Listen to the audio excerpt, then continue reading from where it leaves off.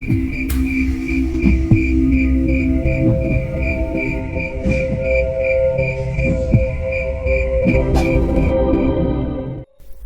wangi itu memang harus tercium terus-menerus. Tidak ada jaminan untuk Nikanti berhenti. Andai kata berhasil mempersembahkan Nurwangi, tapi ada Dewi, Sihan dan Rudi yang seharusnya tidak dilibatkan dalam persembahannya itu, kek. Dan Nurwangi bukan darah dagingnya, itu hanya cucunya saja. Itu di luar perjanjian dengan bapak saat itu. Hanya itu yang Yana pernah tahu, kek. Lanjut Mang Yana. Ki Surya mengetahui dua anak dan suaminya Nikanti yang mati berarti kan? Tanya Ki Dudui semakin penasaran. Yana tidak paham saat itu, kek. Yang Yana tahu, ada hari di mana para pekerja kebun teh tidak akan datang ke perkebunan, dan bapak selalu pulang dalam kondisi mengenaskan dan hanya bilang, gagal. Setelah itu terdengar kabar sampai pelosok kampung anak Nikanti mati. Itu terulang sampai bayi Nurwangi dibawa pergi, dan akhirnya saat ini kembali. Jawab Mang Yana, terus mengingat semua warisan pesan yang pernah ia lihat secara utuh puluhan tahun ke belakang. Budi dan Mang Ujang yang akan mengantarkan singkong yang perlahan matang itu pun mengurungkan niatnya karena melihat obrolan serius Ki Dudui dan Mang Yana yang sedang bersila itu. Warga kampung sudah punya firasat sejak kedatangan Nurwangi dan Rudi suaminya itu, terlebih Dewi dan Sihan. Mereka mungkin besok tidak akan datang ke perkebunan teh daripada menjadi incaran tumbal berikutnya, kek. Lanjut Mang Yana, bahkan membiarkan rokoknya itu terus mengeluarkan asap tanpa ia hisap. Cara dia menghargai Ki Dudui. Benar Yana, kakek paham sekarang. Nikanti tidak akan berhenti. Bahkan ada sebuah goresan catatan penting Ki Langsamana. Ucap Ki Dudui langsung berdiri dari duduknya. Sementara Mang Yana langsung menundukkan kepalanya manakala mendengar nama Ki Langsamana keluar dari mulut Ki Dudui, yang Mang Yana ketahui adalah anak lelaki satu-satunya Ki Langsamana. Maaf, kek, ini singkongnya sudah matang, ucap Budi. Lihat Ki Dudui berjalan ke arahnya. Makan saja duluan, Bud. Kamu pasti jauh lebih lapar, jawab Ki Dudui setelah melihat beberapa kulit singkong bekas Budi terlihat berantakan. Ki Dudui membuka pintu kamar yang ditempati Gama dan Mang Idim yang sedang bersila, membuat Gama langsung membuka matanya secara perlahan bersamaan dengan Mang Idim. Gam, ada hal penting yang kakek ingat, ucap Ki Dudui langsung duduk, membuat Gama dan Mang Idim menghadap. Apa itu, kek? Idim juga sudah mengetahui dari darah ini makhluk apa saja yang menjaga dan bersama Nikanti, saut Mang Idim. Bagus, berarti tinggal mencari di mana sesajen itu diletakkan Nikanti di rumahnya. Tapi Dim, Gama, dengarkan hal ini. Nikanti tidak akan berhenti jika kemungkinan buruknya berhasil mempersembahkan Nurwangi sebagai penerus getih wanginya. Selanjutnya, yang menjadi tujuan dia adalah keabadian nyawa dalam hidupnya. Incarannya mungkin para warga atau orang-orang yang akan mengikuti jejak Nikanti andai kita tidak bisa menghentikannya sesuai coretan Ki Langsamana yang sudah kakek ingat, kata Ki Dudui dengan sangat serius. Gama hanya menganggukkan kepalanya sambil merasakan gelang gengge dalam saku celananya itu semakin mengeluarkan panas. Nikanti akan terus-menerus melakukan getih wangi ini, kek, setelah seluruh keluarganya ia habisi, termasuk Nurwangi cucunya itu, kata Gama. Benar, dan yang paling keji Nikanti membiarkan Nurwangi hidup sampai dewasa agar sesuai dengan keinginan Nyai dari Curug. Entah apa yang sudah diperbuat oleh Nikanti hingga mempunyai ikatan erat sekali dengan bangsa mereka. Tapi terlepas dari itu, keselamatan mereka berempat adalah harga mati untuk kita, ucap Ki Dudui perlahan. Gama paham, kek, ucap Gama sambil terbata-bata, merasa bahwa dirinya harus cepat mendapatkan petunjuk lain untuk segera menyelamatkan Dewi. Sebentar lagi pagi, mungkin sebelum nanti malam hari berganti, entah pertumbuhan apa yang akan terjadi, mungkin darah atau nyawa sekalipun, Yana dan Ujang harus hidup apapun yang terjadi. Mereka tidak bersalah, hanya menjalankan hidup tanpa mempunyai pilihan, kata Ki Dudui perlahan. Kek, maaf, Budi tidak enak hati, ucap Budi tiba-tiba sambil membuka pintu. Kakek paham apa kemauan kamu, Bud. Sana keluarlah dari rumah ini dan awasi rumah Nikanti sampai matahari terbit, jawab Ki Dudui. Pastikan dan berikan kabar apapun yang terjadi, Bud. Meong Hideng masih ada di sana, sahut Gama. Bud, jangan gegabah, paham? Tegas Mang Idim. Tidak ingin Budi bertindak di luar rencana Ki Dudui. Paham, jawab Budi sambil menundukkan kepalanya. Ia hanya ingin menuntaskan rasa tidak enak hati yang ia rasakan dan sudah tidak sabar menantikan sebuah perintah dari Gama. Sementara itu, kumandang subuh baru saja terdengar berkumandang dengan lantang, terdengar ke seluruh penjuru kampung ujung Hejo dengan udara dingin yang semakin menusuk kulit. Piring berisikan singkong bakar itu hanya tersisa satu untuk Gama yang belum sama sekali menunjukkan ia berdiri dari duduk bersilanya itu. Bahkan Mang Idim dan Ki Dudui sudah tidak berani lagi membuka pintu kamar yang sedang Gama tempati. Mang Ujang benar, tidak ada warga kampung yang datang ke perkebunan teh ya, ucap Mang Yana tiba-tiba. Sudah beberapa kali Amang lihat dari pintu dapur. Biasanya setelah subuh pekerja kebun akan melewati jalan ini, jawab Mang Ujang. Membuat Ki Dudui dan Mang Idim membenarkan bahwa keadaan warga kampung seperti sudah terbiasa mengetahui hal apa yang akan dilakukan Nikanti. Mungkin karena sudah terbiasa, apalagi pekerja kebun teh yang sudah tahu ini kali keempat kejadian yang sama, kata Mang Yana. Tidak apa-apa ya nak, memang seharusnya ini terjadi. Bisa jadi ini yang terakhir atau akan terus berlanjut, sahut Ki Dudui. Ucapannya itu membuat Mang Yana dan Mang Ujang langsung terdiam, bahwa memang hari ini akan menjadi penentuan keselamatan mereka berdua, termasuk Nurwangi, Rudi, Dewi, dan Zihan. Budi juga belum datang kembali. Semoga keadaan masih bisa terkendali, ucap Mang Idim semakin cemas pada keadaan Budi dan belum bisa memastikan apa yang akan Gama dapatkan dari berzikirnya itu. Di balik pintu tua kamar, Gama masih duduk bersila. Seluruh tubuhnya bak tidak merasakan dingin sama sekali, dengan keringat yang terus membanjirinya itu, hingga mengenai sorban bekas peninggalan Kilang Samana yang sekarang berada di pundaknya. Tarikan nafasnya semakin berat, manakala hatinya terus mengucapkan amalan doa kepada Sang Pencipta, meminta segala perlindungan dan pertanda untuk seluruh keselamatan yang ia inginkan. Semakin terlelapnya pejaman matanya yang kini hanya melihat hitam pandangan itu, tiba-tiba ia melihat satu cahaya kuning dari mata Meong Hideng yang sudah ia sadari keberadaannya itu.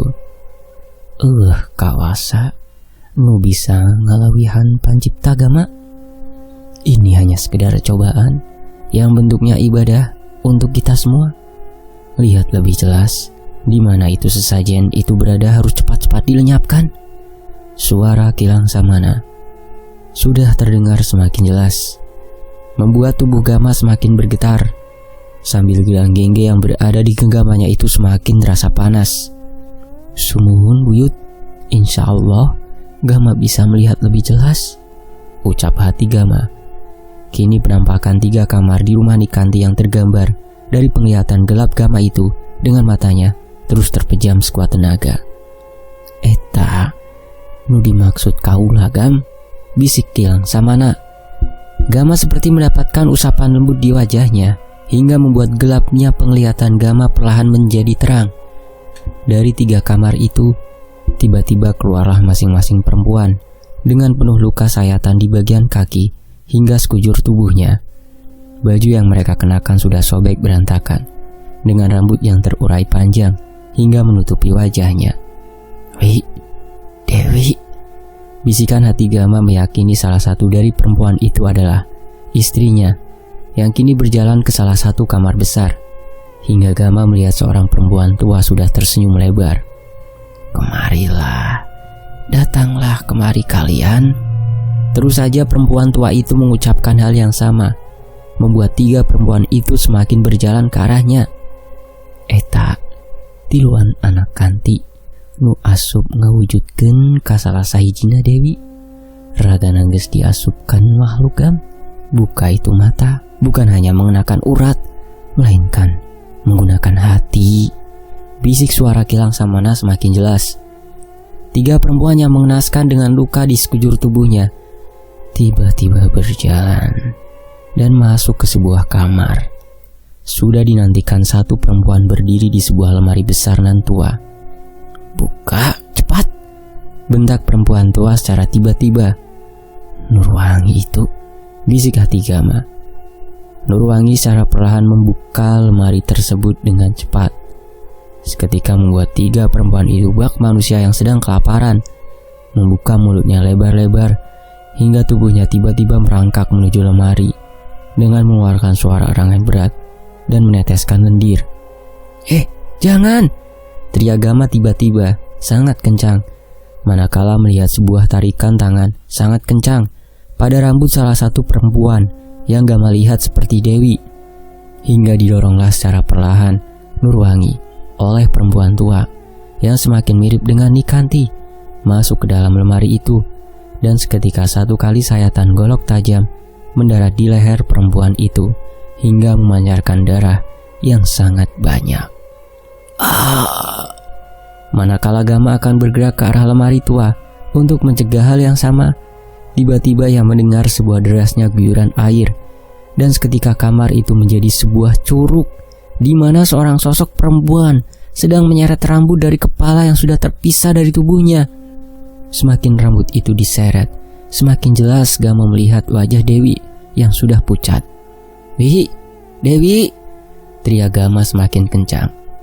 Seketika hal yang sama dilakukan oleh Nurwangi pada 2 perempuan itu, dan baru Gama lihat dengan jelas seseorang yang memegang golok itu mirip dengan Rudi. "Hentikan!" teriak Gama bertambah kencang. Untuk ketiga kalinya melihat kepala berpisah dengan tubuhnya, hingga kepala itu dilemparkan ke sebuah goa di balik air terjun, dan sudah ada sosok hitam besar bersama Nikanti yang menerima 2 kepala lainnya. "Getihwangi, kemarilah!" teriak Nikanti, membuat Nurwangi merangkak menuju Nikanti diikuti Rudi, bersama-sama menjilati darah yang bercacaran di dekat goa curug. Nikanti hanya tersenyum lebar ke arah Gama sambil menunjukkan jari telunjuknya ke arah meong hidung dan dirinya itu. "Kalian selanjutnya!" teriak Nikanti sambil tertawa terbahak-bahak. Baru saja Gama akan melangkah, sebuah tepukan mendarat di pundak Gama. "Aya hiji sareupna nu kaluar pulasna beureum. Itu waktunya sampai pergantian hari di 1 malam. Selesaikan apa yang sudah saya mulai, bereskan semua, dan selamatkan apa yang perlu diselamatkan." Gama hanya menganggukkan kepalanya. Pandangannya masih melihat dari air terjunan putih warna airnya kini perlahan menjadi merah, dan melihat dalam gua itu keluar cahaya merah semakin pekat. "Di sana tempatnya," bisik hati Gama. Salah minta pertolongan jadi malapetaka yang tidak akan ada ujungnya, Gam. Benar itu tempatnya, dan gubuk yang seharusnya Kanti mati, bisik Kilang Samana sambil menepuk pundak Gama. Seketika membuat Gama membuka matanya. "Gam, minum ini, cepat," ucap Ki Dudui dengan panik. Sudah berada di samping tubuh Gama. Sejak mendengar teriakan Gama, ia sengaja tidak langsung membangunkan Gama karena tubuhnya yang semakin panas itu. "Kek," jawab Gama dengan tubuh yang semakin lemas. Tenggorokannya sangat kering dengan keringat yang sudah membasahi seluruh tubuhnya itu. Gama terus saja mengartikan kalimat terakhir dari Kilang Samana tentang Nikanti yang meminta pertolongan, dan seharusnya Nikanti mati di gubuk yang sudah Gama ketahui. Buyut kek," ucap Gama perlahan, membuat Mang Idim langsung mengelus pundak Gama, dan Ki Dudui kembali mengusap wajah Gama dengan perlahan. "Pertanda, Gam?" tanya Ki Dudui. "Sore berwarna merah, curug dan gubuk. Mungkin hari ini akan jadi hari terakhir kita di kampung ujung Hejo. Akan Gama selesaikan semuanya," ucap Gama sambil kembali teringat bagaimana kejadian barusan yang menjadi gambaran paling kejam yang kembali ia lihat. Pulihkan keadaan kamu, yang akan kamu hadapi dari Getih Wangi adalah darah itu bisa mengundang kepada siapa saja yang sudah diteteskan getih dari tubuh Nurwangi, dan itu sosok dari sesajen di rumah Nikanti, ucap Ki Dudui setelah mendapatkan pertanda dari ikhtiar Mang Idim. Lemari kamar Nikanti, ucap Gama semakin melemas sambil memejamkan matanya. Di sisi lain, cahaya terik matahari baru saja meninggi menyinari hamparan luas kebun teh dengan hijau daunnya yang sangat indah. Namun di musim panen itu tidak seperti biasanya. Hamparan kebun tidak ada satupun pekerja yang terlihat hari ini untuk memetik teh. Bersamaan dengan kabar di kampung ujung Hejo yang semakin terdengar kencang, Nikanti sedang mengadakan ritual.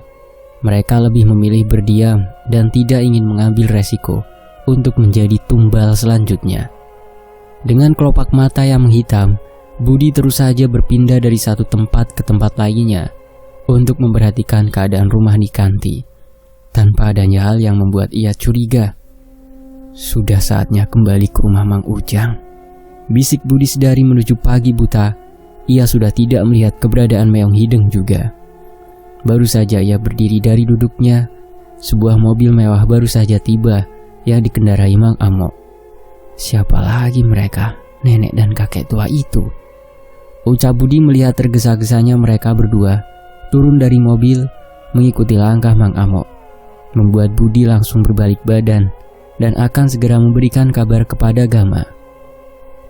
Di dalam rumahan besar itu, bagian ruangan tengah rumah masih terdapat tubuh Dewi, Zihan, dan Rudi yang masih terbaring di atas ranjang tua, masih dikelilingi lilin yang sudah padam dan bunga-bunga di atas tubuhnya. Luka di pergelangan tangan Dewi sudah dililitkan perban putih yang sudah banyak terdapat darah. "Nik, Mak Ayu dan Mbak Pepen datang, Nik," ucap Mak Sari di depan kamar Nikanti. "Suruh menunggu di depan, tubuh mereka bertiga, Mak." Baik, Mak." Luka di tubuh Jujun dan Ajo juga sudah membaik, hanya belum sadarkan diri saja, jawab Mak Sari. Kemudian berjalan ke depan rumah, menyambut kedatangan dua orang yang sudah ia kenal sejak lama itu, yang lebih dulu bekerja dan patuh pada Nikanti.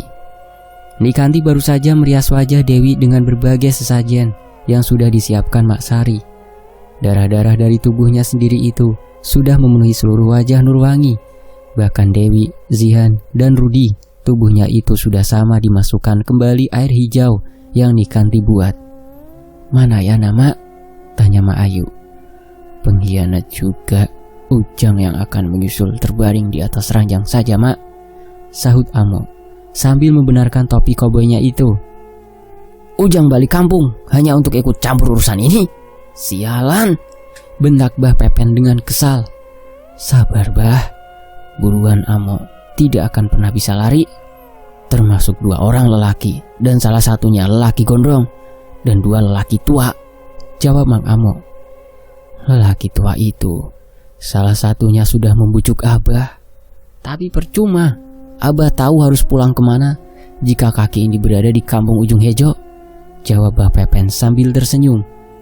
"Maaf, Amok, saya telat." Tiba-tiba suara Kek Badrun dan Mak Amih membuyarkan keadaan. "Bagus, pilihan yang baik jika tetap ingin hidup, kakek tua. Tujuan kita semua sama," ucap Mang Amok. Kemudian berhenti ucapannya manakala melihat Nikanti keluar dari kamarnya. "Sudah berkumpul semuanya. Saya janjikan kalian kehidupan lebih mudah dan keabadian lebih lama seperti saya. Terima kasih Pepen dan Ayu yang sudah berhasil membesarkan Nurwangi hingga memberikan bonus dua perempuan yang tidak akan lama lagi aku bawa ke Curug," ucap Nikanti, membuat mereka semua menundukkan kepalanya. Garam-garam itu sudah menyatu di semua tubuh Dewi, Zihan, dan Rudi. Begitu juga Nurwangi. "Saya hanya ingin kalian semua menjaga kamar itu. Jika nanti saya berangkat ke Curug dari dua orang lelaki keturunan Silang Samana sialan itu, akan saya buat mereka mati semuanya seperti Surya. Kehendak Getih Wangi harus tercium kembali. Paham kalian semua? Bentak Nikanti. Mang Amo, Mak Sari, Mak Ayu, Bah Pepen, Kek Badrun, dan Mak Ami hanya menganggukkan kepalanya. Setelah itu kalian akan pulang dengan keinginan apapun yang akan saya kabulkan, paham? Senyum langsung terlontar dari bibir mereka semua yang sudah mempunyai keinginan besar yang akan segera terlaksana selama pengabdiannya kepada Nikanti.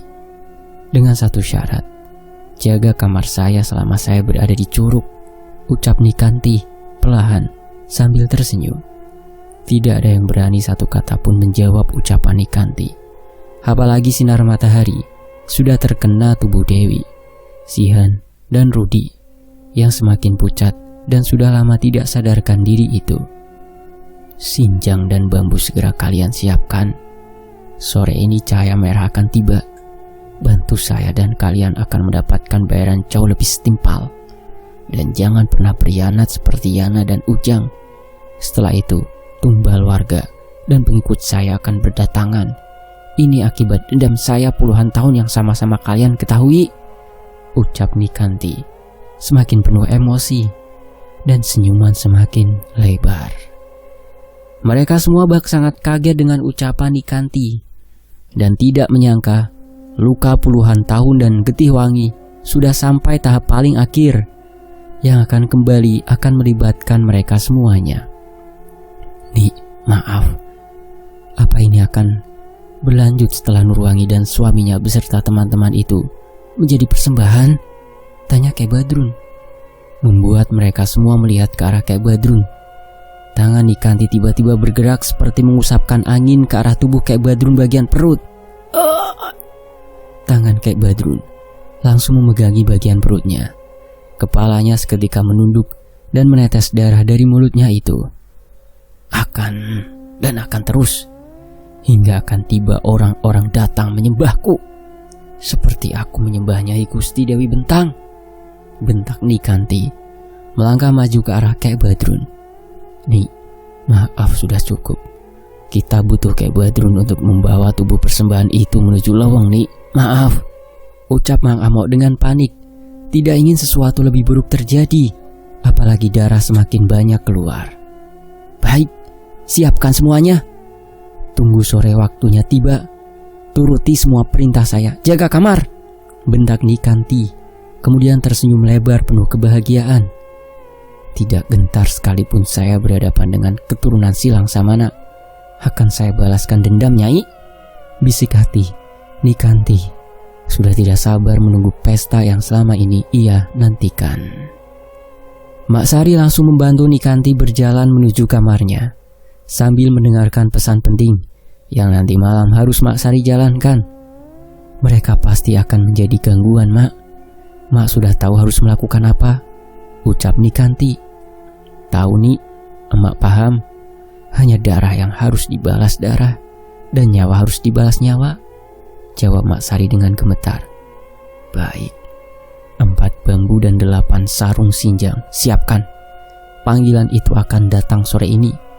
Nyai sudah menunggu saya untuk malam yang membahagiakan ini, ucap Nikanti kemudian masuk ke dalam kamarnya untuk menghabiskan banyak waktu dengan tubuh Nurwangi yang sudah dalam keadaan bersiap bak sebuah persembahan yang akan menjadi kado besar untuk sang Nyai dari Curug Bentang. Di sisi lain, Budi sudah memberikan kabar kepada Gama, Ki Dudui, dan Mang Idim bahwa kedatangan 2 orang tua yang Mang Amo bawa hingga membuat Mang Idim tidak lagi kaget dengan kabar itu. Apalagi sampai terik matahari meninggi, Gama belum juga bangun. Begitu juga Budi masih terlelap. Mang Ujang dan Mang Yana sudah membuatkan makanan dan berkeliling kampung, membenarkan keadaan kampung semakin mencekam. Tidak ingin mendapatkan imbas dari apa yang sedang Nikanti lakukan. Walaupun para warga dibuat ambigu karena selama ini ia mendapatkan mata pencaharian di atas lahan tanah milik Nikanti. Gama dan Budi baru saja bangun dan langsung menyiapkan segala persiapan mereka berdua. Begitu juga dengan Ki Dudui dan Mang Idim yang sudah mempunyai rencana matang, tinggal berbicara dengan Gama. Setelah mereka makan satu persatu dibantu Mang Ujang dan Mang Yana, Gama langsung mengajak Budi, Ki Dudui, dan Mang Idim berbicara. Kamar Nikanti terdapat lemari tua. Itu yang harus kamu buka dan hancurkan apapun yang ada di dalamnya, ucap Gama dengan serius, membuat Budi mengangguk. Lalu Gam, tanya Mang Idim. Mereka akan membawa Nurwangi, Rudi, Zihan, dan Dewi ke Curug, Mang. Yang aku dapatkan hanya itu. Di sana aku sudah tahu harus berbuat apa. Ada satu gua di balik air terjun, dan gubuk itu seharusnya tempat Nikanti mati. Buyut hanya bicara soal itu saja, ucap Gama perlahan. Jawaban siapa Nikanti sebenarnya akan kita ketahui manakala semuanya selamat.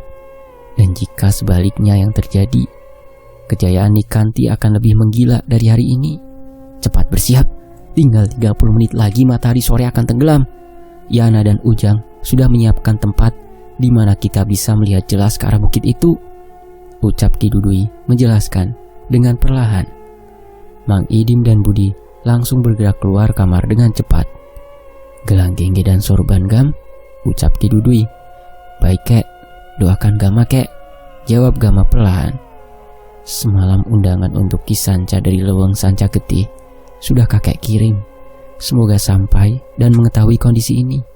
Jika memungkinkan, ia yang akan membawa kamu malam ini berhadapan dengan Nikanti. Kakek tidak bisa mengantarkan sampai sejauh itu, ucap Ki Dudui sambil menepuk pundak Gama, menahan air matanya keluar. Pastikan Budi bisa membuka lemari itu, kek. Gama sangat penasaran, dan Gama paham semua ucapan kakek, jawab Gama sambil menundukkan kepalanya. Kemudian Ki Dudui mengelus kepala Gama. Di sisi lain, dari matahari yang semakin perlahan turun itu, masih membawa warna kuning keemasan yang terpancar di atas bukit.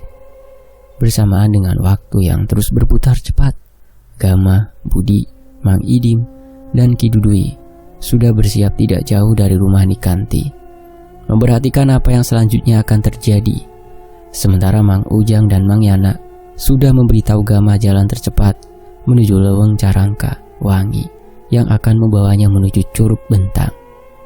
Belum, sabar, ucap Gama menepuk pundak Budi yang sudah menatap tajam ke arah rumah Nikanti, dan Gama terus memerhatikan ke arah gubuk. Kita belum tahu apa yang akan terjadi, ucap Ki Dudui terus memperhatikan ke arah cahaya kuning keemasan yang semakin menurun. Nanti kalian berdua berjaga di bagian belakang dapur Nikanti saat Budi masuk, sahut Mang Idim, memberikan perintah kepada Mang Ujang dan Mang Yana. Sampai matahari perlahan semakin tenggelam, sama sekali sinar cahaya kuning saja yang terlihat. Tidak ada pertanda cahaya merah itu muncul.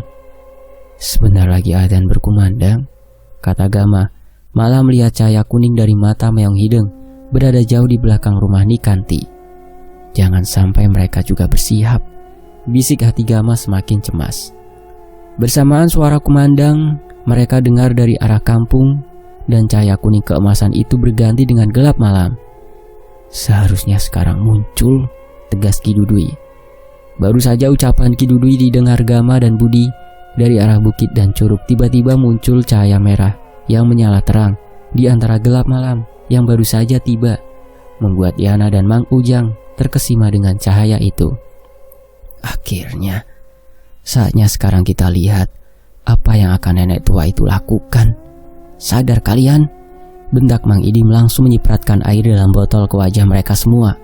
Lihat itu, tegas Ki Dudui. Tiba-tiba terlihat Mang Amo berjalan keluar depan dari arah belakang rumah Nikanti dengan bambu panjang berada di pundaknya, diikuti oleh Mak Sari. Ujung bambu itu berada juga di pundaknya. Bambu sudah masuk di antara celah lubang sarung sinjang yang sudah terdapat satu tubuh Nurwangi di dalamnya, sedang dipanggul menggunakan bambu oleh Mang Amo dan Mak Sari.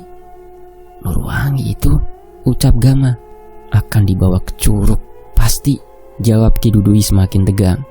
Disusul oleh Ajo yang sudah dirasuki sosok dari air terjun, dan Mak Ayu melakukan hal yang sama dengan Amo dan Mak Sari, membawa tubuh Zihan di dalam sarung sinjang itu.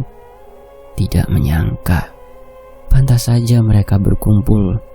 kekuatan mereka sudah dirasuki sosok dari air terjun, sehingga mereka ucap Gama semakin tidak bisa mengendalikan dirinya dengan gelang gengge yang semakin panas. Lalu Ajo dan Mbah Pepen membawa tubuh Dewi dengan hal yang sama juga, menggunakan bambu di pundaknya dan membawa tubuh Dewi dalam sarung sinjang itu. Dan yang terakhir adalah Kek Badrun memangku tubuh Rudi. "Keranda mayat?" bentak Ki Dudui sambil menepuk pundak Gama. "Sekarang Gam, cepat gerak!" lanjut Ki Dudui bersambung. Nantikan bagian berikutnya hanya di Fakta Sejarah. Demikianlah Getih Wangi dari QWERTY Pink. Terima kasih semuanya, saya pamit. Wassalamualaikum warahmatullahi wabarakatuh.